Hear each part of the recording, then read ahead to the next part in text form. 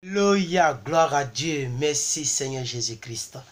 Béni soit le nom du Seigneur à vous tous qui êtes donc, pas qui êtes connectés, pas qui êtes connectés parce que c'est une vidéo que je suis en train de pré-enregistrer et que je vais balancer sur ma page Facebook officielle et sur ma chaîne YouTube, voilà.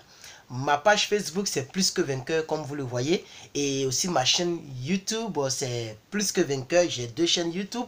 Et la deuxième chaîne, c'est Herman Usa Ivoire. Que Dieu vous bénisse.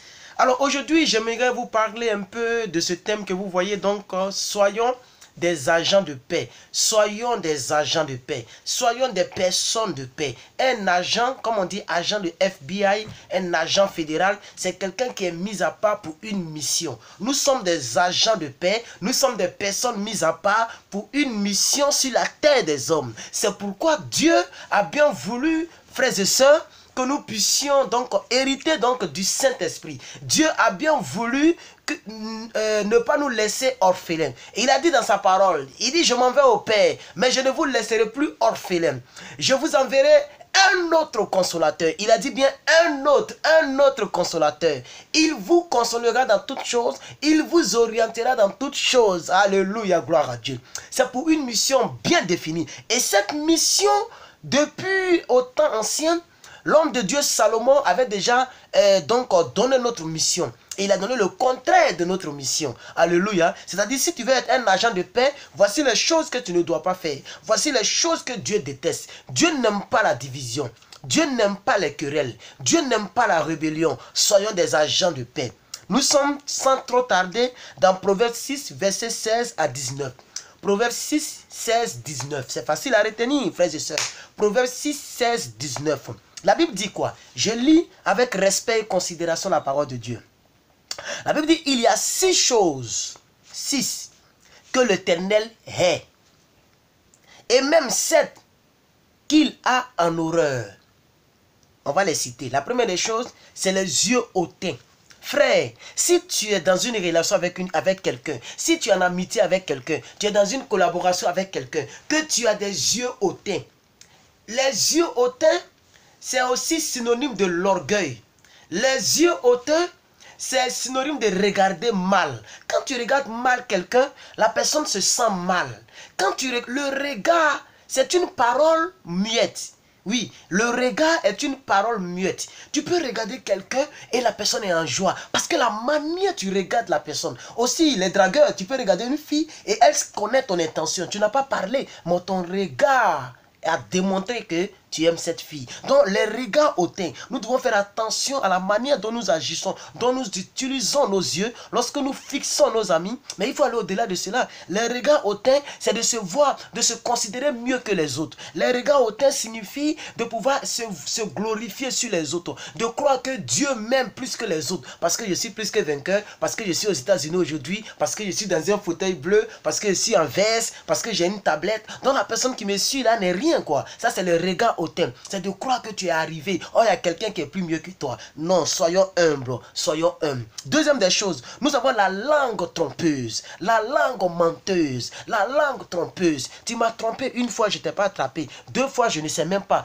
3 fois, tu me trompes. Mais peut-être que demain, c'est demain, quand je vais découvrir, il n'y aura plus de paix entre toi et moi. Parce que ta langue est une langue trompeuse, est une langue menteuse. Dieu n'aime pas les regards hautains, les yeux hautains. Dieu n'aime pas la langue menteuse. Troisième chose, il n'aime pas les mains qui répandent le sang innocent. Les mains qui répandent le sang innocent. C'est-à-dire les gens qui sont là, toute leur vie c'est de faire du mal. Tout ce que tu touches c'est le mal. Tout ce que tu fais c'est le mal. Le fruit de tes mains produit le mal. C'est ça que ça signifie, les mains qui répandent le sang innocent. Le sang innocent, ça veut dire que la vie de quelqu'un qui ne mérite pas quelque chose que toi tu lui as fait, ça ne produit pas la paix dans la vie de cette personne. Et tu as sur tes mains le sang innocent. Le sang innocent, c'est que toi tu es là pour calomnier, pour critiquer les gens. Ce qu'on appelle en bon français médire. Tu dis mal la chose. Tu es là pour critiquer. Tu es là pour faire fuir les gens dans l'église. Mais toi-même tu ne fuis pas de l'église. Changeons de vie. Soyons des agents de paix. Soyons des agents de paix. Et toute cette semaine, pour tous ceux qui viennent donc de prendre ma nouvelle rubrique que j'appelle les critères d'être vainqueur, les critères d'un vainqueur, c'est ma rubrique. Et toute cette semaine, on va parler de ce thème, agent de paix. Tu peux dire en commentaire, je suis un agent de paix. Dans ma famille, je suis un agent de paix. Même si les autres enfants n'aiment pas maman et papa, je dois faire la différence. Il faut que mon père parle bien de moi. Il faut que ma famille sache que j'ai changé. Je suis un agent de paix. Satan ne doit plus m'utiliser. Alléluia. Pour créer la division, pour créer la haine, pour créer les mépris dans ma famille, dans mon foyer, dans ma maison, dans ma nation. Alléluia. Gloire à Dieu. Je suis un agent de paix. Quatrième chose, c'est au verset 18 maintenant. Nous sommes dans Proverbes 6, 16, 19. Nous sommes maintenant au verset 18 pour voir la quatrième chose. La quatrième chose que Dieu n'aime pas, et ces choses qui font que nous n'avons pas la paix autour de nous, c'est le cœur qui médite des projets iniques. Le cœur qui médite des projets iniques. C'est-à-dire, toi-même, tu n'es pas en paix. Parce que ton cœur ne fait que méditer des projets iniques. Est-ce que vous comprenez? Dieu n'aime pas le cœur qui médite des projets iniques.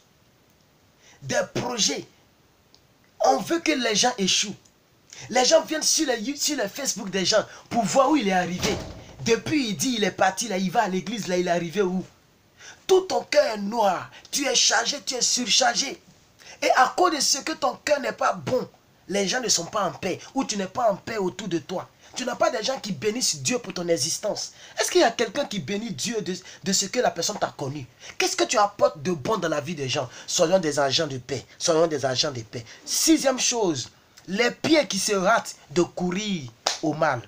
Les pieds qui se hâtent de courir vers le mal. Ça, c'est une chose que Dieu n'aime pas. Frères et sœurs, à partir d'aujourd'hui, pendant que la vidéo va finir bientôt, à partir d'aujourd'hui, tes pieds ne doivent plus courir vers le mal. Non, non, non, non, non, tes pieds ne doivent plus courir vers le mal. Tes pieds ne doivent plus courir vers le mal. Quand tu es pressé, c'est pour aller critiquer.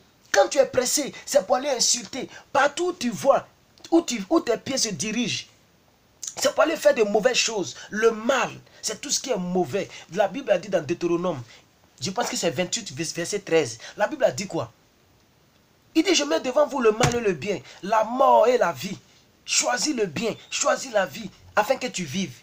Aujourd'hui, beaucoup de personnes ne vivent plus en paix. Beaucoup de personnes ne sont plus des agents de paix parce que ces personnes-là ont leurs pieds qui courent uniquement vers le mal. Est-ce que vous savez pourquoi Dieu a détruit Sodome et Gomorrhe? Ce n'est pas parce que ces personnes étaient en train de pécher, hein. Non, non, non, tout le monde pêche. On n'est pas saint. La Bible dit que c'est. La Bible dit dans 3 Jean, si je ne m'abuse. La Bible dit quoi? Que celui qui dit qu'il ne pêche pas se fait lui-même menteur. Mais pourquoi Dieu a détruit Sodome et Gomorrhe? C'est parce que leur cœur se tournait uniquement vers le mal. C'est ça là que Dieu n'aime pas. Les pieds qui courent uniquement vers le mal. C'est ça que la Bible appelle les pieds qui se hâtent. C'est-à-dire ils sont pressés. Ils sont pressés. Quand c'est pour faire le bien là, ils traînent les pas. Parce que le bien là, ça les dérange. Mais le mal les démange. C'est pourquoi ils sont remplis sur des Facebook où ils ne sont même pas édifiés. Où il y a le mal, où il y a le buzz, où il y a les injures, où il y a les critiques, il y a les clashs. Mais ils n'aiment pas les Facebook où le gars, il parle, t'aimes Saint-Esprit. T'aimes Saint-Esprit. Maintenant, moi, Dadier, je fais direct. Et puis j'ai quelques personnes en direct. C'est la fois dernière qu'ils m'ont surpris. C'était plus de 100 personnes qui me suivaient en direct. Mais ces temps-ci, c'est les 25, les 30, les 50. Oh, depuis 2016, quand je faisais les lives, les gens venaient nombreusement. Pourquoi? Parce que les gens, leurs pieds se hâtent et de courir vers le mal. Septième et dernière chose, c'est le faux témoin qui dit des mensonges. Le faux témoin qui dit des mensonges. Le faux témoin qui dit des mensonges. Vous savez, le mensonge nous rattrape. Le mensonge nous rattrape, frères et sœurs. Le mensonge nous rattrape. Tout ce que nous disons, tout ce que nous faisons, peut-être que tu dis, la personne ne sait pas. Tu mens, tu blagues la personne, tu fais espérer la personne. Mais le jour où ils vont découvrir ton identité, alléluia, tu ne seras plus en paix avec ces gens-là. Parce que le mensonge n'est pas profitable à la paix. Le mensonge n'est pas profitable à la paix. Alors frère, nous sommes arrivés à notre 10 minutes de notre rubrique. Être plus que vainqueur, les critères d'un plus que vainqueur. Je prie que tu sois plus que vainqueur dans ta famille. Je prie que tu sois plus que vainqueur dans tes projets. Je prie que tu sois plus que vainqueur dans ton mariage. Je prie que tu sois plus que vainqueur dans ton entreprise. Alléluia, j'ai tellement de témoignages. Frère, je suis comme une superstar.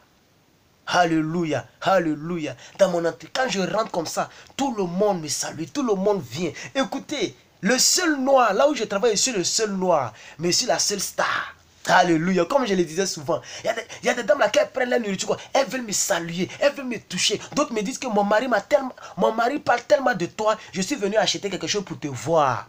Où tu étais? Quand je fais un jour, je ne suis pas au travail, on me demande où tu étais. Mais on ne t'a pas vu. Oh, alléluia, gloire à Dieu. Que Dieu fasse que tu sois aimé de tous. Que Dieu fasse que tu sois en paix autour de toi. Ce mois-ci, là, le thème dans ma rubrique, là, et chaque jour, je ferai une vidéo. Chaque jour, je vais faire des directs les dimanches, les jours de ma peau, tout ça. Mais chaque jour, vous aurez une vidéo dans ma nouvelle rubrique que Dieu m'a inspirée.